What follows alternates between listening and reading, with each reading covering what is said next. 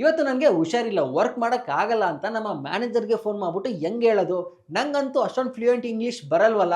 ಯಾರೆಲ್ಲ ಈ ತರ ಪ್ರಾಬ್ಲಮ್ಸ್‌ನ ಫೇಸ್ ಮಾಡ್ತಾ ಇದ್ದೀರಾ, ಎಲ್ರಿಗೂ ಕೂಡ ಸೊಲ್ಯೂಷನ್ ಚಾಟ್ ಜಿಪಿಟಿ. ನೀವು ಚಾಟ್ ಜಿಪಿಟಿನ ಓಪನ್ ಮಾಡ್ಬಿಟ್ಟು ಇಲ್ಲಿ ಆಡಿಯೋ ಫೀಚರ್ ಇರುತ್ತೆ, ಇದನ್ನ ಕ್ಲಿಕ್ ಮಾಡಿ. ಹಾಯ್ ಚಾಟ್ ಜಿಪಿಟಿ, ಇವತ್ತು ನನಗೆ ಹುಷಾರಿಲ್ಲ. ಅದಕ್ಕೋಸ್ಕರ ನನಗೆ ಕೆಲಸ ಮಾಡೋಕ್ಕಾಗ್ತಿಲ್ಲ. ನಮ್ಮ ಮ್ಯಾನೇಜರ್‌ಗೆ ಫೋನ್ ಮಾಡ್ಬಿಟ್ಟು ಇಂಗ್ಲೀಷಲ್ಲಿ ಸ್ವಲ್ಪ ಪ್ರೊಫೆಷನಲ್ ಆಗಿ, ಫಾರ್ಮಲ್ ಆಗಿ ನಂಗೆ ಇವತ್ತು ರಜಾ ಬೇಕು, ನಂಗೆ ಹುಷಾರಿಲ್ಲ ಅಂತ ಹೆಂಗೆ ಕನ್ವಿನ್ಸ್ ಮಾಡೋದು? ಹೌದು. ಬೇರೆಯವರಿಗೆ ಬುದ್ಧಿವಂತಿಕೆಯೊಂದಿಗೆ ಮತ್ತು ಪ್ರೊಫೆಷನಲ್ ಆಗಿ ಹೇಳಿತರುವ ಕೆಲವೊಂದು ಸರಳ ಪದಗಳನ್ನ ಬಳಸಬಹುದು.